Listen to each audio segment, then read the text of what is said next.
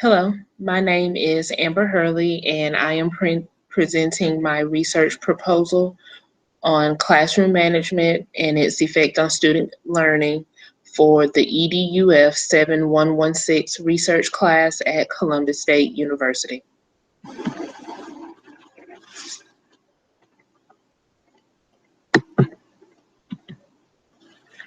This study aims to explore the effects of classroom management on student learning while also determining whether an educator's preparation program and the professional development completed plays a role in the ability to effectively manage a classroom and deliver instruction. Key vocabulary for this study would be classroom management. This is defined by researcher Tracy Garrett as the thoughtful and purposeful process consisting of actions teachers take to create an environment conducive to learning. The literature review completed for this research project focused on three key areas. First, getting a clear definition and picture of what classroom management truly is, popular practices that occur in today's classroom for classroom management, and looking into the research gaps in this area. According to Beeman, Weldel, Kemp, Ingersoll, and Smith, approximately 50% of teachers at the elementary, middle, and high school levels feel that they devote more instructional time to student misbehavior than they should. And as a result of this, 40% of new teachers wind up leaving the profession within 5 years due to student discipline issues. Teachers also report that their educator preparation programs include limited real-life training and more focus on pedagogy and theory. The majority of their preparation programs included less than one course, most of the time just one module within one class devoted to effective classroom management strategies. And this shortcoming perpetuates the misconception that classroom management cannot be taught, but is instead learned by experience, which research shows is not true. Once new teachers begin their careers in their own classrooms, there's often inadequate support available for improving classroom management issues once they begin to have struggles on their jobs. Schools and school districts rarely provide professional development opportunities that are designed to improve teachers' practices in this area. There's also no graduate education programs, no scholarly journals, professional organizations, or national conferences that focus on innovative classroom management techniques. Classroom management is often seen as just the educator's reaction to unwanted student behaviors, but researchers Eisenman, Edwards, and Cushman suggest that teachers should instead use classroom management as a tool for the improvement of student learning versus just reacting to unwanted behaviors. So getting a clear picture of what classroom management truly is.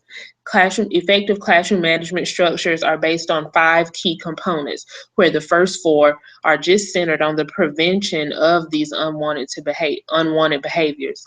They are developing organized classroom layouts, developing clear rules, routines, and procedures, establishing positive caring relationships with students, planning and implementing engaging instruction, and addressing discipline issues when they occur.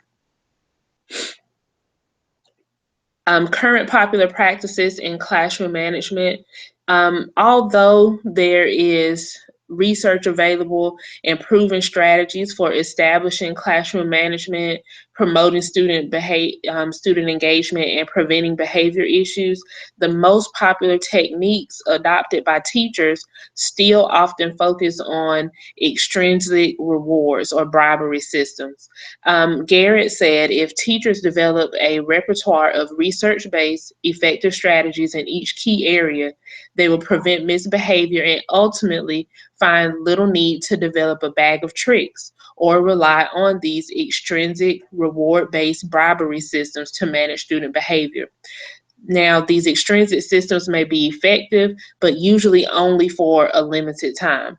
Bribery systems weaken students' intrinsic motivation, and these systems soon fail as long as the teacher is no longer able to maintain the rewards consistently or the novelty of the system wears away. So why do many teachers adopt these extrinsic reward systems? Well, it's because they often adopt the practices of their colleagues and mentors, whether they were effective or not. The increase in recent resource sharing online, on social media, and search websites also impacts the type of classroom management systems that are adopted by teachers. The more of a certain type of system that's highlighted in a school or in a popular online teacher resource, the more likely a new or struggling teacher will be to try to make it their own. Now, talking about the research gaps, there's very little information in existence on the transformation of teacher preparation programs to be more relevant to current classroom management and student engagement issues. The current model, the traditional model for programs where there's less than one course devoted to the topic on classroom management, has been proven over and over again to not be sufficient or deemed valuable by pre-service and new teachers. So the goal for educational programs, school districts, and schools regarding professional development should be a greater focus on the management and engagement strategies, and with the aim to improve student learning versus improving student behaviors. Pre-service teachers need more opportunities to apply these effective management and engagement strategies to real-world contexts before they receive their own classrooms. So this review of the literature led me to the following research questions.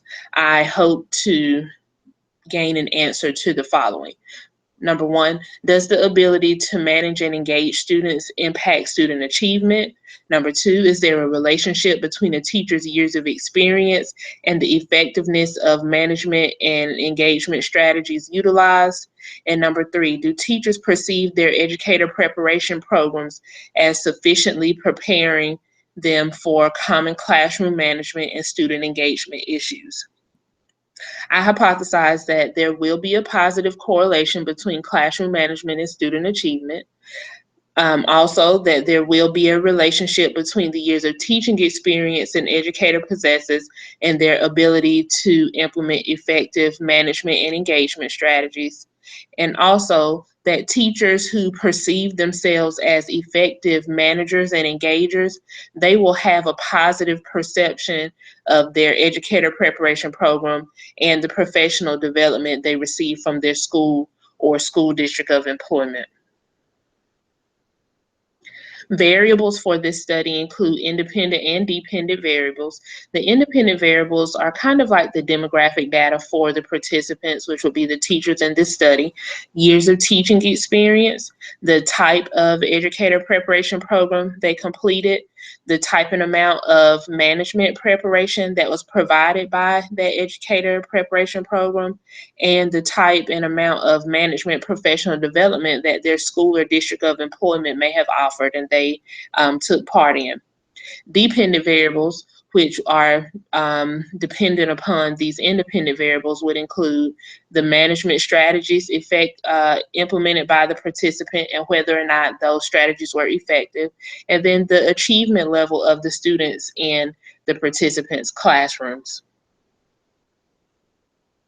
The method that will be conducted for this research project would be a two-part method. The first part would be participant interviews, one-on-one in a private setting with the researcher, normally planning to last no more than 20 minutes.